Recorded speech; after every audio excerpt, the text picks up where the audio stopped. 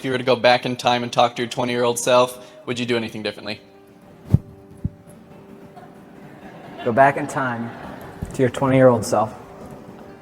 I mean, I think I think it would make far fewer mistakes. Obviously, if I could go, like, here's a list of all the dumb things you're about to do. Please do not do them. Wouldn't we all? It'd be a very long list, and like, here, let me write it down or something. I mean, it's hindsight's 20/20, so it's hard to say. I mean, I've made so many foolish mistakes. I have lost count, honestly. I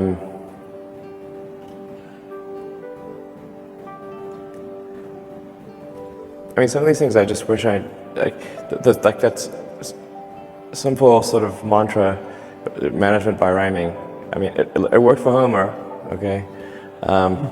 Management by rhyming is that thing I was saying, like, if the schedule is long, the design is wrong.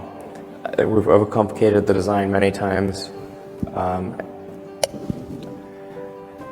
And I think we should have just gone with a simpler design, with the acid test being, how long will it take for this to fly?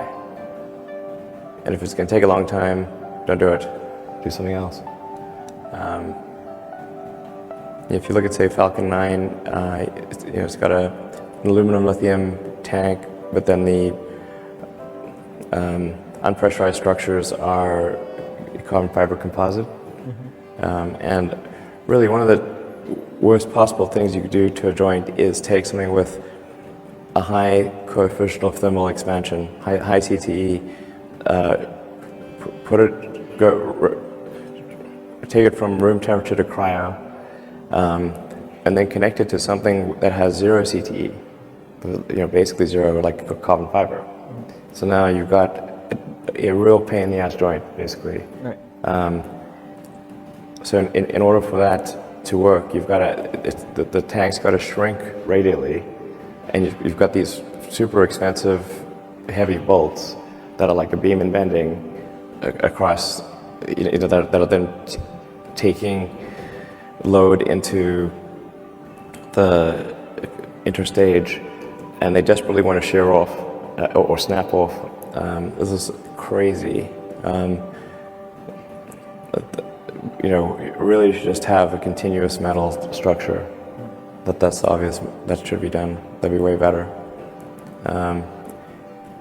Things expand to fully available resources. So then, like, sometimes you should say no to things that you don't. Like the original Falcon 1 team, which the fairing, tanks, engines, everything pretty much, was maybe a little over 100 people. Okay. And now SpaceX is like 6,000 people, I think, something like that. So really just simplify your product as much as possible.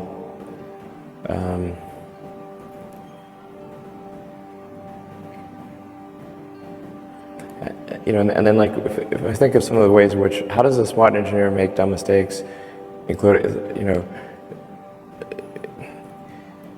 is you optimize something that shouldn't exist. Don't optimize something that shouldn't exist. But people are trained to do this in college. You can't say no to the professor. The professor's going to give you the exam, and you've got to answer all the questions, or they will get angry. And give you a bad grade. So then you always optimize you always answer the question. A lot of the times you should say this is the wrong question. Right. In fact, the question is definitely wrong to some degree, just how wrong.